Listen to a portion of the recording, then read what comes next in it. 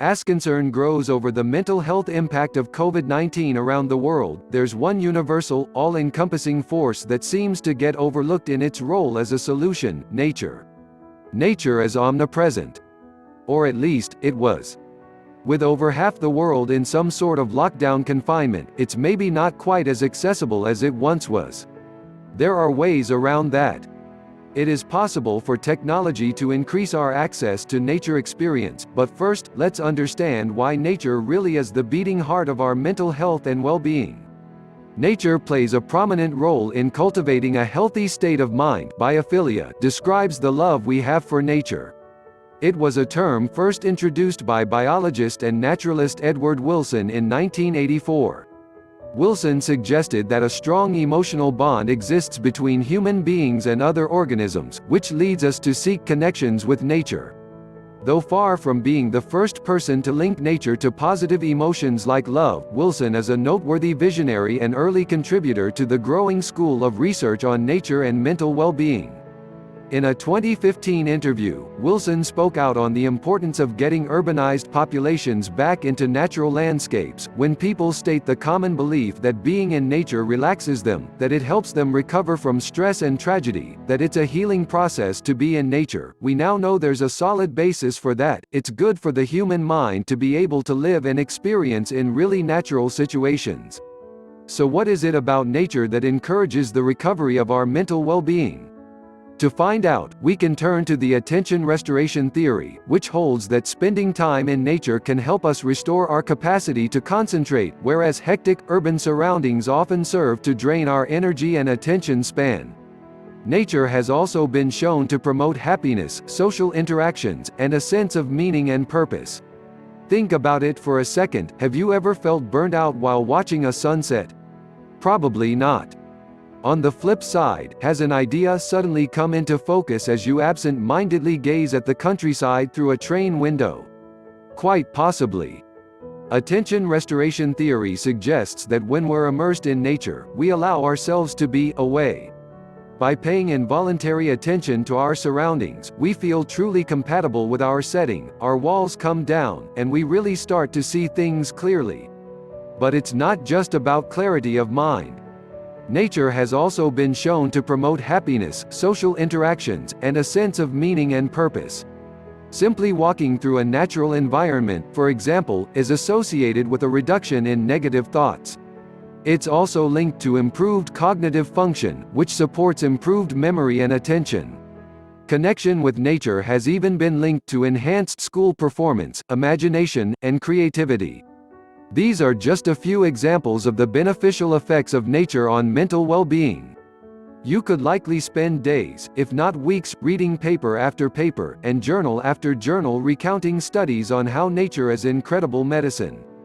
Whatever you read, the findings would overwhelmingly be the same: nature is fundamental for well-being.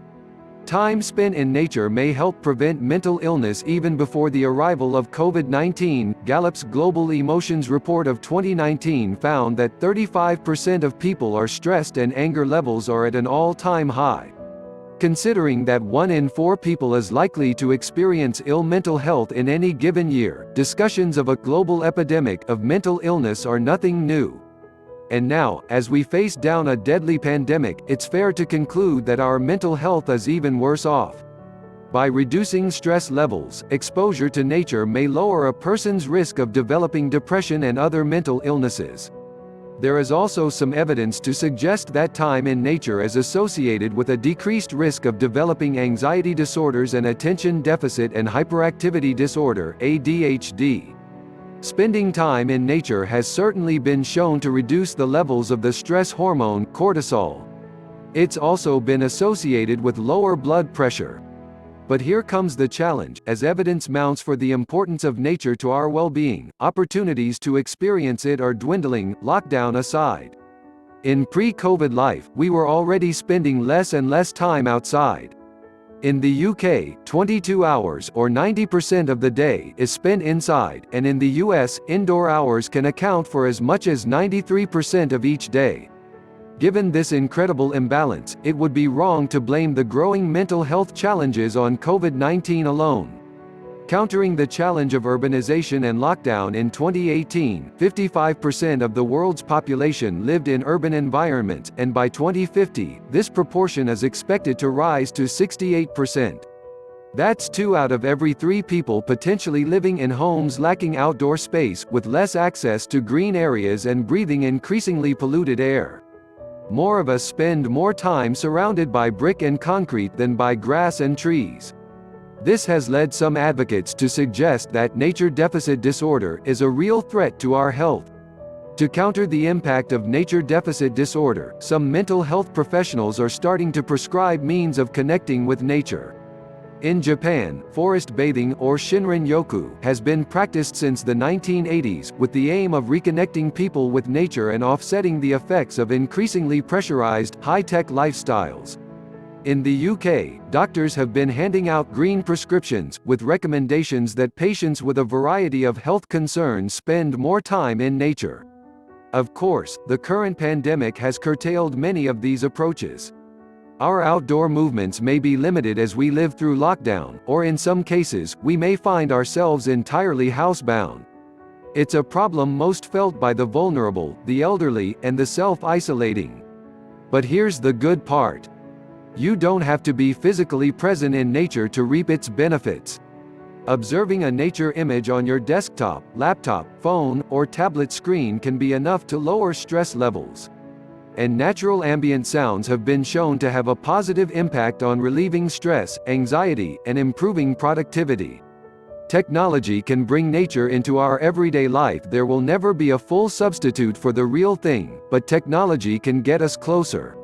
Peter Kalm, a professor of psychology at the University of Washington, puts the challenge perfectly. We need to deepen the forms of interaction with nature and make it more immersive. Immersive is the key word. We don't need peripheral nature experiences, but experiences that truly reflect reality. This challenge can be tackled with technology. We're now able to capture and replay visuals and audio in extraordinary detail, such that the virtual and the real can be almost impossible to differentiate. Access doesn't require consumers to make huge investments in new technology. Immersive 3D sounds can be played through conventional headphones, meaning you don't just hear sound in front, behind, and to your side, but also above and below. Many smartphones and tablets now support 4K video footage too, meaning visual playback is also remarkably realistic. Technology can recreate nature experiences for those who can't be outside, as well as enable new nature experiences for everyone else. Commuting, air travel, working indoors, and falling asleep at night are prime examples of times when it's generally not possible to immerse ourselves in nature.